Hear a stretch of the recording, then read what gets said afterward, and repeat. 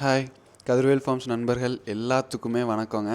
நம்ம சேனலை தொடர்ந்து இவ்வளோ நாள் சப்ஸ்கிரைப் பண்ணிட்டு வந்து இவ்வளோ தூரம் ஆதரவு அளிக்கிற எல்லாத்துக்குமே ரொம்ப ரொம்ப ரொம்ப நன்றிங்க.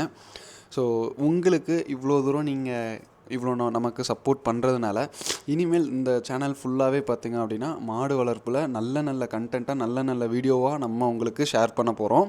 அது மட்டும் இல்லாமல் உங்களோட ஃப்ரெண்ட்ஸ் யாராவது மாடு வளர்க்கணும் இந்த மாதிரி ஆசைப்பட்டு இருந்தாங்க அப்படின்னா அவங்களுக்கு கண்டிப்பாக இந்த வீடியோவை ஷேர் பண்ணுங்கள். கண்டிப்பாக அவங்களும் இந்த வீடியோவை விரும்பி பார்ப்பாங்க. நீங்கள் இவ்வளோ நேரம் சப்போர்ட் பண்ணுறதுனால தான் இவ்வளோ தூரம் எஃபர்ட் போட்டு உங்களுக்காக நல்ல நல்ல வீடியோவாக எடுத்துகிட்டு வரோம். ஸோ மறக்காமல் சப்போர்ட் பண்ணிவிட்டு லைக் பண்ணிட்டு சப்ஸ்கிரைப் பண்ணிவிட்டு வாங்க வீடியோக்குள்ளே போகலாம். இப்போ பார்த்திங்க அப்படின்னா ரொம்ப நாளாகவே ஐடியில் இருந்தவங்களா இருக்கட்டும், இல்லை வேறு ஏதாவது பிஸ்னஸ் பண்ணுறவங்களா இருக்கட்டும், அதாவது ஒரு வில்லேஜ் லைஃப்னு வந்துட்டு அங்கே வந்து நம்ம ஒரு பண்ணை செட் பண்ணி மாடு வளர்த்தணும் அப்படின்னு நிறையா பேர் ஆசையில் வர்றாங்க. ஸோ அதெல்லாமே ரொம்ப பாராட்டக்கூடிய விஷயமா இருக்குது. அதனால தான் நம்மளுமே பார்த்திங்க அப்படின்னா யூடியூப் சேனலில் ஃபுல் அண்ட் ஃபுல் அக்ரிகல்ச்சர் ரிலேட்டடாக வீடியோஸ் போட்டுட்ருக்கோம். அதையும் நிறையா பேர் சப்போர்ட் பண்ணுறாங்க. அவங்க எல்லாத்துக்குமே ரொம்ப நன்றி. இது மட்டும் இல்லாமல் கால் பண்ணுற நிறையா பேர் உங்களோட சேனல் வீடியோஸ்லாம் சூப்பராக இருக்குது இந்த மாதிரி சொன்னனால தான் பார்த்திங்க அப்படின்னா இப்போ ஆக்சுவலாக ரீசெண்டாக ட்ரோன் கூட வாங்கியிருக்கோம். வீடியோஸ் இவ்வளோ தூரம் எடுத்து உங்களுக்கு நல்ல நல்ல கண்டென்ட்டாக கொடுக்கறதுக்கு காரணமே நிறையா பேர் லைக் பண்ணி பார்க்குறாங்க. ஸோ அதனால தான் இந்த மாதிரி எடுக்கிறோங்க. இன்றைக்கி ஃபுல்லாகவே பார்த்திங்க அப்படின்னா மாடு வளர்ப்பு பற்றி தான் பார்க்க போகிறோம். அது மட்டும் இல்லாமல் பார்த்திங்க அப்படின்னா சேலுக்காக இருக்கக்கூடிய மாடுகள் இது எல்லாமே தான் பார்க்க போகிறாங்க. நிறையா பேர் சொல்லுவாங்க, அதாவது மாடு வளர்க்கணும் அப்படின்னா கண்டிப்பாக ஒரு 2 ஏக்கர் இருந்தால் மட்டும்தான் வளர்க்க முடியும். ஸோ இப்படி தான் இருக்கணும் அப்படி இருக்கணும் அப்படின்னு சொல்லுவாங்க. தயவு செய்து அந்த மாதிரி எடுத்த உடனே ஒரு ஏக்கர் ஃபுல்லாக கம்பி வேலி போட்டு ஒரு இது வச்சு பண்ணாதீங்க. முடிஞ்ச அளவுக்கு 1 மாடு 2 மாடு இல்லைனா ஒரு கண்ணுக்குட்டி ஒரு மாடுலேருந்து ஸ்டார்ட் பண்ணுங்கள்.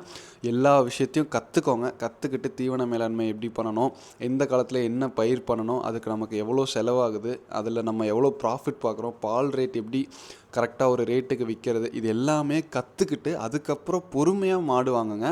2வது ஒரு தரகர் நம்பி மாடு வாங்காதீங்க முடிஞ்ச அளவுக்கு. ஏன் சொல்கிறேன் அப்படின்னா, ஒரு சந்தையில் போய் வாங்குறீங்க அப்படின்னா அந்த தரகர் வந்து அந்த மாட்டை அப்படியே சேல் பண்ணிடணுன்னு தான் பார்ப்பாங்க. ஸோ உங்களுக்கு வந்து ரேட்டு எச்சாகவும் இருக்கும் கம்மியாகவும் இருக்கும். அதில் வந்து கம்மியாக இருக்கிற ரேட்டில் மாட்டில் ஒரு குறை இருக்கும், அதெல்லாம் தெரியாது.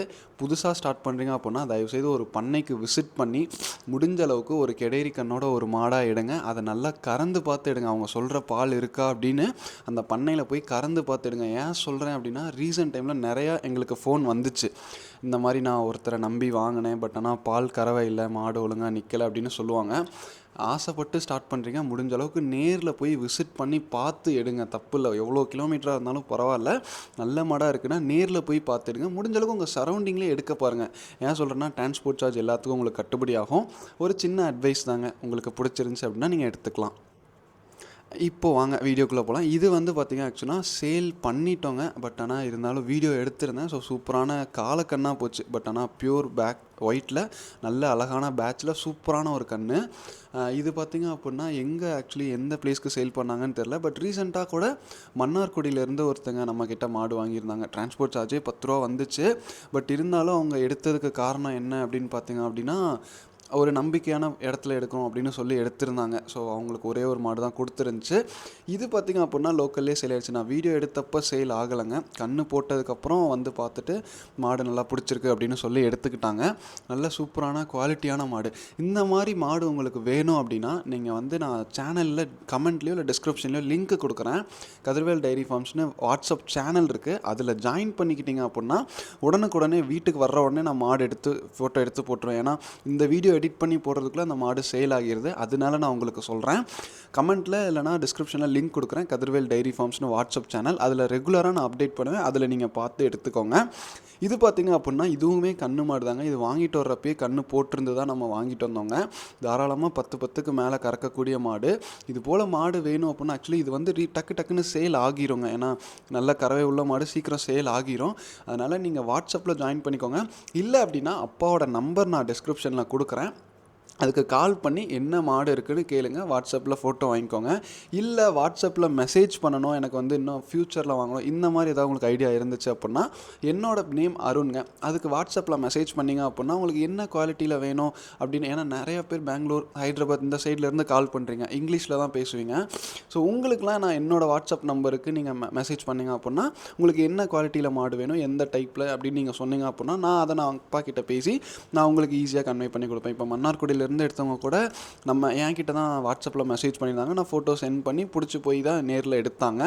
ஸோ உங்களுக்கு எதுனாலும் ஓகே, முடிஞ்ச அளவுக்கு அப்போ ஃபோன் எடுக்கலைன்னா எனக்கு வாட்ஸ்அப்பில் மெசேஜ் பண்ணுங்கள். எனக்கு கால் பண்ண வேணாம், வாட்ஸ்அப்பில் மெசேஜ் பண்ணிங்கன்னா நான் ரிப்ளை பண்ணுவேன். இல்லை அப்பா கால் எடுத்தாங்க அப்படின்னா அவங்களே உங்களுக்கு பேசி கொடுத்துருவாங்கங்க.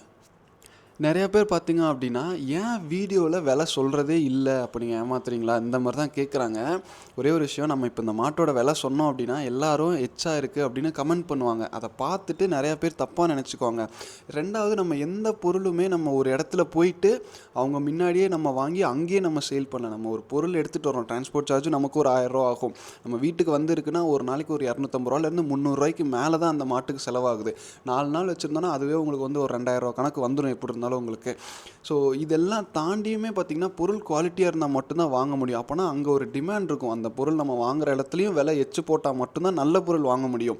ஏன்னா ஒரு பொருள் ஏதோ ஒரு லாபத்தில் வருதுங்கிறதுக்காக அந்த இடத்துலையும் நம்ம வாங்கி விற்கிறதுனா அது ஈஸி. ஆனால் நம்ம வீட்டுக்கு எடுத்துகிட்டு வரோம்னா நல்ல பொருளாக இருந்தால் மட்டும்தான் எடுத்துகிட்டு வர முடியும். அதுக்கும் நம்ம விலை நம்ம எச்சு சொன்னாலும் நல்ல பொருளாக இருந்துச்சுன்னா விலை எச்சு போட்டு வாங்க தான் செய்வோம்.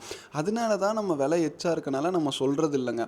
பட் கண்டிப்பாக சந்தையிலேருந்து 2 ரூபா 3 ரூபாயாவது நம்ம கம்மியாக தான் கொடுப்போமே ஒழிய சந்தையை விட அதிகமாக ரேட்டு சொல்ல மாட்டோம். இந்த மாடெல்லாம் பார்த்திங்கன்னா யூடியூப்பில் விற்க முடியாது. நான் ஓப்பனாக சொல்கிறேன், இது ஒன்று மட்டும் இன்னும் சேலுக்கு இருக்குது.